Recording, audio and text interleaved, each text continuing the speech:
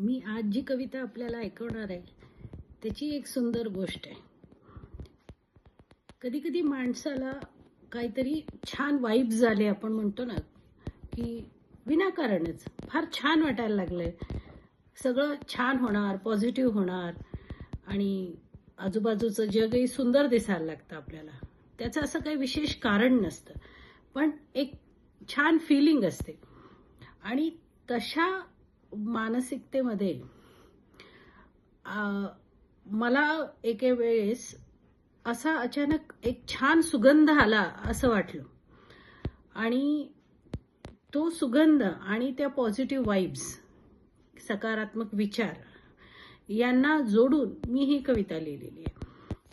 की तो सुगंध नेमका कशाचा आहे, तर अशा अनेक सुंदरशा सकारात्मक गोष्टींचा तो सुगंध आहे का, असं मी या कवितेतून विचारलेलं आहे. तर ऐका. कवितेचं नाव आहे हा सुगंध कसला आहे. मन मोहणारा आहे हा सुगंध कसला आहे. मी बोलते मधुर, मी बोलते मधुर, मग जन उत्तरती मधुर. मी मधुर बोलते, मला उत्तरही मधुर मिळतंय. काय या माधुर्याचा आहे हा सुगंध कसला आहे. हे जे सुंदर संभाषण होतंय, या संवाद होतोय, याचा तर हा सुगंध नाहीये ना. म्हणून मी असं म्हटले, काय या माधुर्याचा आहे हा सुगंध कसला आहे. माझे प्रेम असे आतुर, माझे प्रेम असे आतुर, त्यातून उठले काहूर, त्यातून उठले काहूर. का प्रेमाच्या त्या आर्ततेचा आहे हा सुगंध कसला आहे. जे प्रेम आहे, जे आतुर प्रेम आहे, त्या प्रेमाचा तो सुगंध आहे का, तर हा सुगंध कसला आहे. मज नयनी वसले सौंदर्य, मज नयनी वसले सौंदर्य, त्याने जग दिसे मज सुंदर. असं म्हणतात ना की सौंदर्य हे माणसाच्या दृष्टीमध्ये आहे, नयनात आहे. आपण कसं पाहतो एखाद्या गोष्टीकडे त्यावर ते सौंदर्य अवलंबून आहे. तर तसं ते सौंदर्य मला दिसतंय, माझ्या डोळ्यांमध्ये ते सौंदर्य साठलेलं आहे. म्हणून मी असं म्हटलंय, मज नयनी वसले सौंदर्य, त्याने जग दिसे मज सुंदर. का त्या सौंदर्याचा आहे, हे जे मला सगळं सुंदर दिसतंय, का त्या सौंदर्याचा आहे हा सुगंध कसला आहे.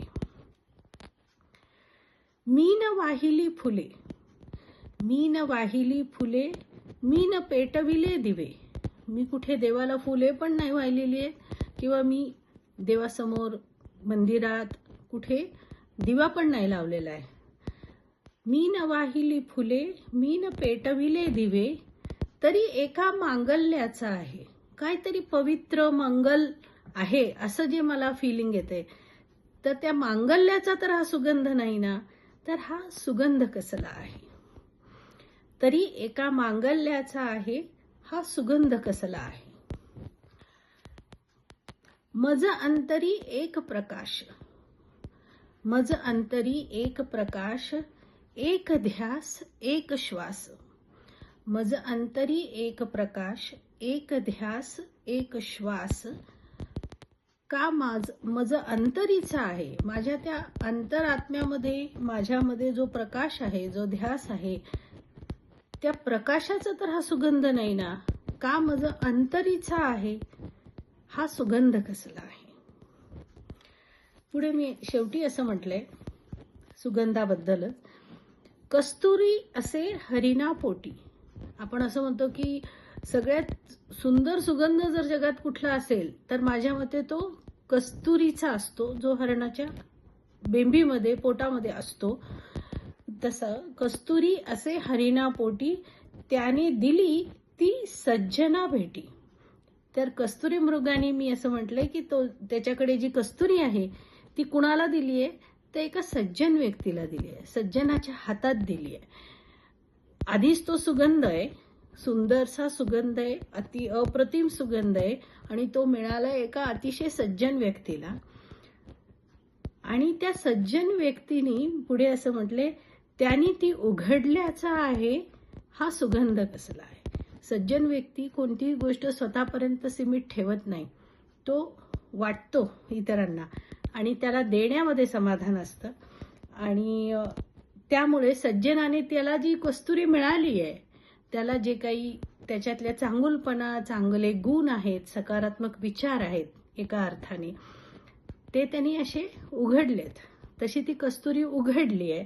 आणि म्हणून असं म्हटलंय की कस्तुरी असे हरिणा पोटी, त्याने दिली ती सज्जना भेटी, त्याने ती उघडल्याचा आहे हा सुगंध कसला आहे. कशी वाटली ही कविता मला जरूर कळवा.